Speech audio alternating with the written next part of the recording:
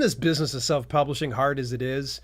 Seems like every ne'er-do-well is just putting their hand into the honey pot and trying to take their little piece of the pie, and even to your disadvantage, if you will. And that's why there's just a ton of these sketchy companies out there. And I mean, gosh, they're so scary. They're just selfish. They're just self-serving, and they're not really there to help you at all.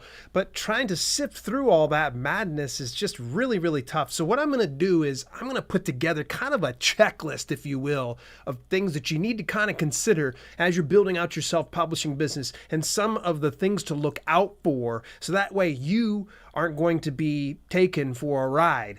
Hey, before we do jump into today's podcast episode, I do want to give a quick reminder that the Get Covers giveaway is still underway. We are less than 24 hours from choosing our second lucky winner for a ebook and print ready book cover design made by Get Covers, worth $20. The deadline for this is on June the 6th at 11:45 Eastern Daytime, so you don't want to miss out on that, but that's okay. If you do miss it, I've got 2 other giveaways after this one, and it's all going to culminate in the final prize of being a movie poster done for you. Yes, a movie poster worth $35. It's going to be pretty amazing. And also you're going to be featured on a future video, a short video, if you will, over on the main channel there with Self-Publishing with Dale.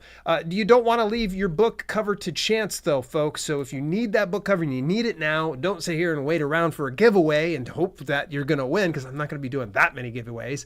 Find out why Get Covers is my preferred cover design service on a budget when you visit the affiliate link of dalelinks.com/getcovers. So you've got those 2 avenues. Again, go enter all right away. And if you're watching this after the deadline, go enter it anyways, because you're going to get yourself into the very next one. All right, let's dive into this whole scariest self-publishing services and companies out there. And the part that I think that we need to address is the word scam. You hear scam thrown around for just about everything. Scam this, scam that. Heck, I think someone's even called me a scam at some point or another. Not sure how that works out. But what qualifies as a scam to me may not be what you qualify as a scam. But let's just at least see where I'm coming from on this one. What I won't be doing in this video, the very first thing I'm going to just tell you here, this podcast episode is not going to be about punching down or calling out any one of these brands or companies. Why? Because that gives exposure to the wrong people. Because one of the biggest mistakes I could make is say XYZ company is horrible. You shouldn't go with them. What's going to be the thing you're going to do? You're going to go over to their website and you're going to check them out. So I'm not going to give them that traffic or the satisfaction for you to go over and look at them.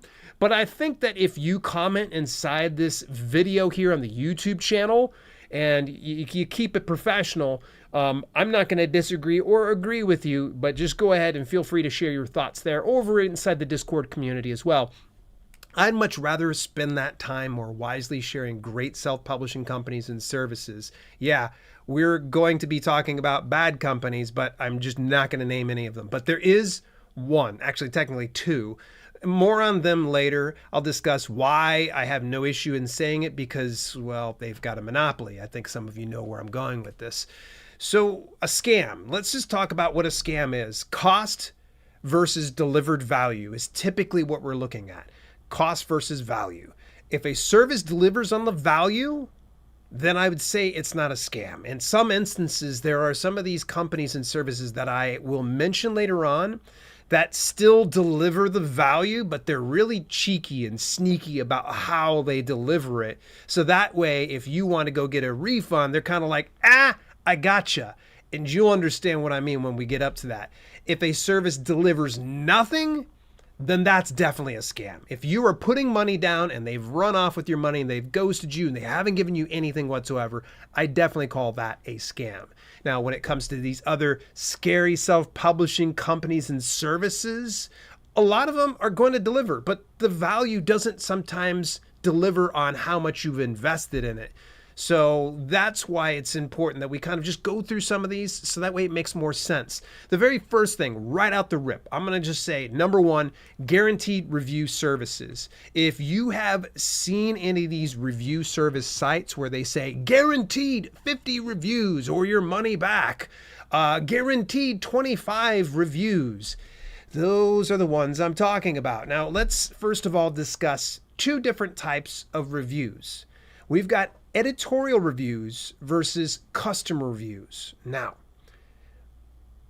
the reason we want to stray away from paid reviews for customer reviews is on sites like Amazon, they do not like you paying to have a review. Now, there are some services like Puppy.co or GetBooksReviewed.com or any of those other ones. Those are not scams. What they're doing is you're paying for the right to get reviews from other authors or readers on their platform. You're not paying those reviewers money, so that doesn't count as a paid review. So just so you know that, and by the way, I wasn't throwing Puppy, under the bus or anything else like that. It's still a legit service. So those are instances where it seems like it's a shade of gray, but it's still okay. It's when you're paying the reviewer directly to leave reviews over on Amazon where it becomes an issue. I know a longtime supporter and follower of my channel DM'd me about a few weeks ago and was like, hey, you should check out my review service, guaranteed to get X amount of reviews on their thing. And I'm like, dude, no, I'm not going to promote that. That's not a good idea. You do not want to be paying someone to leave a review. Now, where I talked about editorial reviews versus custom reviews, this is where editorial reviews comes in. You are paying someone to read and review and leave a thoughtful review of your book, but it won't be posted to sites like Amazon because obviously it's against the terms and conditions of Amazon reviews. So editorial reviews, you're able to use those through your website. You can do it inside the editorial reviews section over on Amazon Author Central. These are ways that you can kind of really lean on, services like Kirkus. That's one right off the top of my head. Readers' Favorites, like another one. But editorial reviews won't get that review posted on Amazon. And that's really what you're looking for. So if you're ever trying to sift through some of these review services, figure out, am I paying the reader to leave a review on Amazon or a specific website beyond their own? If that's the case, pass, move it along. If it's an editorial review, typically they're going to post it on their website, or maybe they have a news source that they feed it out to. Totally fine, so long as they're not playing around with Amazon, because you don't want to get caught in the crossfire of Amazon review team and KDP, because if they start to really put those connections together, you're going to be in some real hot water, and I don't want that to happen to you. Now, speaking of guaranteed services, this other one just absolutely slays me, and I've actually been speaking to one of the longtime followers here on this channel about this particular area. It's guaranteed bestseller services. If you ever see a service that says they're going to give you a guaranteed bestseller, run away. Run absolutely away. There's no exception to this rule, because those type of services are absolutely just the worst.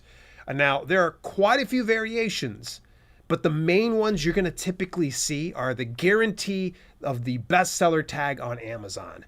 It's just absolutely foolish, because you and I should hopefully know, and if you don't know this yet, getting a bestseller on Amazon really is all about being selective about a specific category where there's not very much competition, and getting the right timing. I did a full case study about this a few years ago with my brother's book, and he sold, I don't know, it was like 12 copies, maybe 24 copies in the first day, and he hit bestseller in numerous categories. And it was 99 cents a piece. So spending money to get a bestseller tag is absolutely ludicrous. It's a stupid waste of your money. Spend that money elsewhere, over in Amazon ads, or go to a book promo site of some sort, but don't put it towards these guaranteed bestseller services. Now, here's where they're going to get you. This is where you got to pay closest attention. If for some reason you're like, Dale, I want to go check out these services. I want to be a bestseller. I know you say it's going to take 12 to 24 in a day, but I can't do that. I'm just going to go ahead and pay this service. pay closest attention to the fact that some of them will get you a bestseller tag for free, meaning that if your book is on a free download, you get to be a bestseller. Okay, I understand that there's a little bit of an asterisk right there. And what they're doing is they're preying on your naivety. You're not going to be selling a ton of books and making a ton of money. So why are you going to be paying for a service that's going to get you a quote unquote bestseller tag from selling free books? That's just goofy. It's silly. Now, if you are going to use those services, make sure it's paid. But the problem is you start to run into some real sketchy area here, because to really kind of put it all in perspective here on this one, I'm getting ahead of myself. So let's back it up just a little bit. Let's take it off of Amazon for a second and talk about the Wall Street Journal best-selling books, or the USA Today bestseller list, or the New York Times bestseller list. There are some services out there, and I am not kidding you, that will charge upwards of $25,000 to get your book on the Wall Street Journal best-selling list, or the USA Today bestseller list, or the New York Times bestseller list. And how are they doing this? Well, obviously on Amazon, to get the bestseller tag, you sell X amount of books over on Amazon. Now with something like the Wall Street Journal, USA Today, New York Times, all of those type of ones function on a weekly basis typically. And what they do is what is cumulatively being sold throughout the course of a week is typically coming through brick and mortar stores, or physical bookstores of some sort. Now, there are some exceptions where it does track some of them on some websites, but it's, usually the exception to the rule. Usually it's going to be in a brick and mortar store. And when someone purchases or orders your book through a brick and mortar store, it will go ahead and ping services like Nielsen Bookscan, for instance, and it'll let them know like, hey, Dale sold 10 books over in Ohio and 20 books in New York and blah, blah, blah. The issue is going to be when a service like this promises to get you a bestseller tag, how are they getting the books purchased? Are these real readers? I mean, are they sending traffic over towards that direction? Chances are very likely no. They're just taking that money that you've given them, that $25,000. And by the way, I'm not exaggerating this. I saw one service and they wanted to be a guest on my channel. And I was like, hell no. Hell no, you don't. Not for $25,000 on your sketchy service, man. Like, I don't even want to give you the platform. So how are they purchasing it? Chances are very likely they're dipping into however much money you've given them, and they're going through to different brick and mortar stores and purchasing those. They might have different people in different areas of the world, so that way it seems like it's going to be legit. And it's just goofy. Why are you going to get a bestseller tag? I think I heard MK Williams, good friend here of the channel, MK, just a gem, brings up a good point sometimes. Bank versus rank. I'd rather get the money than have the rank, because having a bestseller tag, folks, doesn't pay your bills. All right. Selling books pays your bills. Now, if you want to have that vanity tag on you, I'm not going to fault you for that, but I think you're foolish if you're going to spend $25,000 just to have something that's completely rigged. I mean, can you imagine if the Olympics worked that way? If people were going to a competition and I just go ahead and have somebody substitute in for me and race and win that. And then I can say, yeah, I won that Olympic race there. That was me. They did it for me. Like, what? That's just goofy. So how do these function? Typically, it's probably going to be customer source sales or some sketchy email service. So this means that whatever they're doing, you need to know. So that's going to be the questions you need to ask these type of companies if you do end up saying, you know what, Dale, screw it. I want to go do it. I've got $25,000 to spare, so I'm going to go try these things out. Where are they getting the sales? Are these legit customers? Where do they get the customers? And is it done through an email service? Do they have an email list of some sort? Where do they get those emails from? And the most important question you need to ask yourself is, where did they get the readers? That's really important here, folks. Can you see the opt-in email page? So if there's some type of an email opt-in page, you should be able to see it. Like, where are you sending people to? How are you getting these readers? And the most important thing you need to ask yourself is, are they your ideal readers or just a general audience? Now let me explain why it makes sense to get your ideal readers versus a general audience. Because when someone purchases your book through a site like Amazon, what it's doing is it's building a history inside your product page that's going to start to build recommendations, and also something that we like to call also bots. Customers also bought.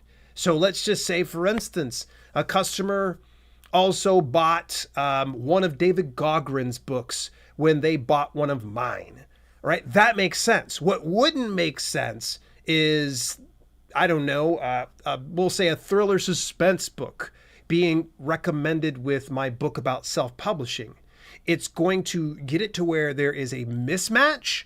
And so when Amazon or an algorithm of some sort serves this up to a customer, they're thinking, oh, this customer likes these types of books, so chances are likely they're going to enjoy this one as well. But if they're going after Werebear Shapeshifter books and they're being served a book about self-publishing, it's not very likely they're going to buy that book. So therefore, it's going to drive down the relevance, and it's going to it's going to essentially pollute and taint any of your recommendations for that book. So this is why it's so important that you need to know, is it going to my ideal readers or just a general audience? I don't want a general audience. I want avid readers who are going to really want to read my book, because I would much rather have someone read my book than buy it and just be like, hey, here's your participation award. No, thanks. I'll pass on that. That's really just swell of you. All right, let's go into the very next one. Now, this one's one, you hear this word thrown out a lot, and it's Vanity Publishers. Now, let's back it up just a second. What are Vanity Publishers? That's going to be the very first one. Back in the day, before we have the modern day self-publishing model, Vanity Publishers were essentially the only way to kind of get your books self-published versus DIY, like, you know, if you're Henry Rollins or somebody else that ended up doing some offset publishing through some local printer of some sort. But Vanity Publishers typically are there for vanity's sake. You're going to write and publish your book, and they'll go ahead and do it for you. Now, these done-for-you services are not all bad. There are some Vanity Publishers that are good, but the ones you need to be wary of are going to be the ones that tie up your book through different types of contracts or agreements. A lot of these Vanity Publishers, too, will prey on the fact that you don't know any better, that you have the money, so they're just going to go ahead and take it. They don't care whether you have success. They'll tell you to your face, we want to see you successful. They don't care. All they care about is getting their money and probably upselling you on something in addition to their normal services. So when you're looking into any type of Vanity Publisher of some sort, fair warning, if you get a contract of some sort, you're signing something, whether physically or digitally, you need to review that and also get a lawyer to review it, because you could be signing over the rights to your content. And I know many authors out there that have naively signed some of these contracts and they've lost complete rights to it. A good friend of mine actually did a Vanity Publisher, and the Vanity Publishing house just ghosted him, disappeared. Like, they just gone. That was it.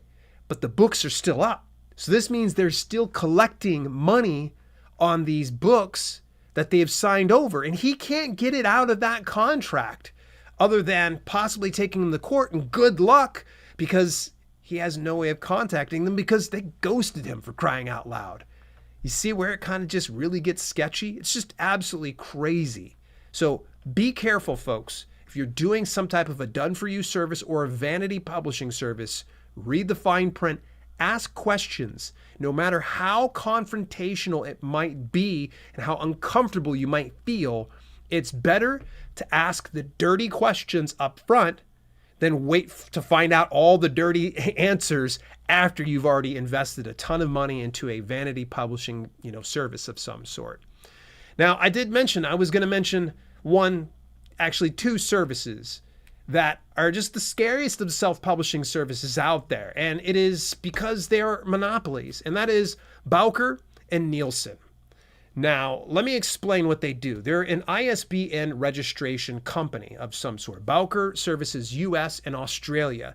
Nielsen handles UK. Now, with these services here, you get your international standard book number, which gets associated with whatever book that you intend to publish. The issue is they're a monopoly. If you try to buy, if you're in the US or Australia or UK, if you buy from any other specific service, you're essentially going to a third-party company, getting their imprint name on your ISBN, so then it's just a waste of money.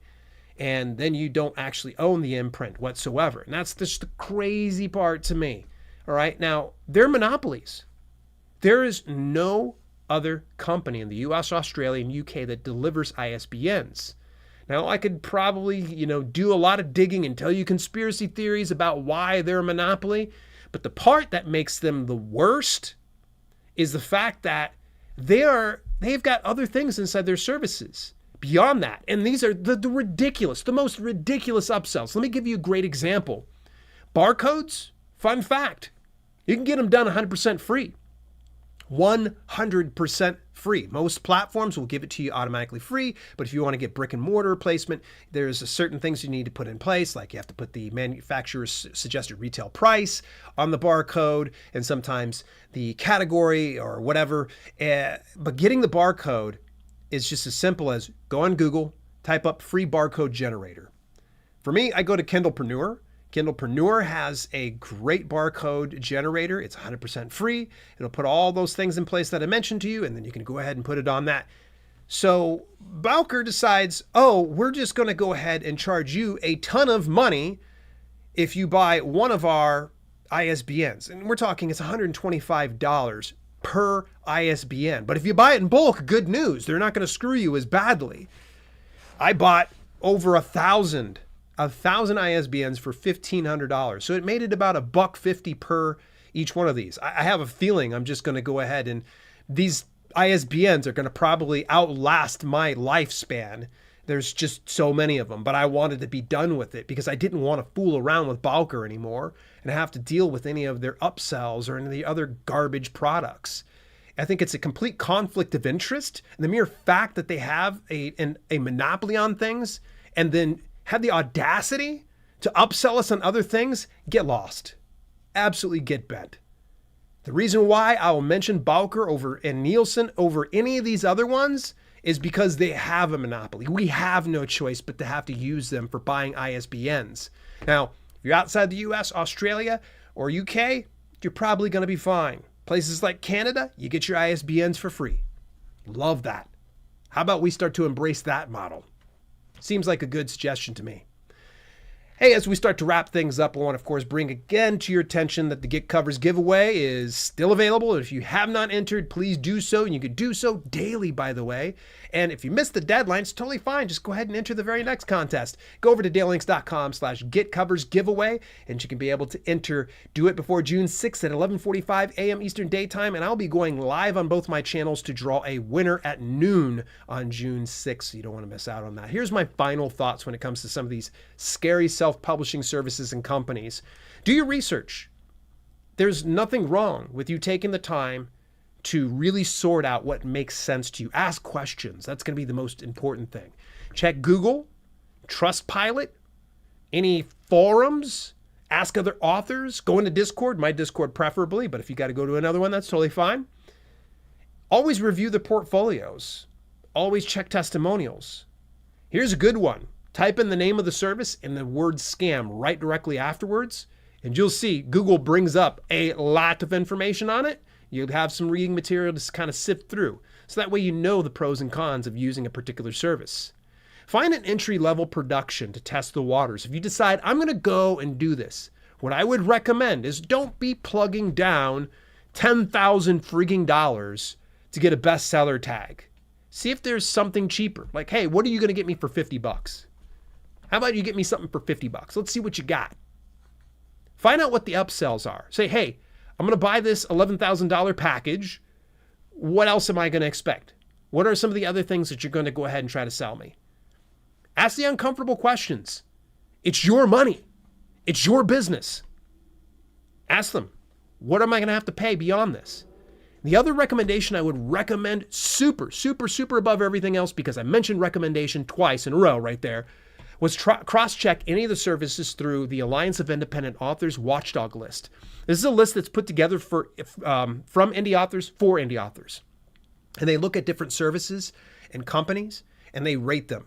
If you see something that's red and it says a warning or a caution of some sort, you might want to kind of go the other direction, because these are thoroughly vetted, and it's not like any of these services can go over and pay off the Alliance of Independent Authors to get a better rating. They've tried. I've even spoke with Orna Ross right here on this podcast about it. It's pretty crazy.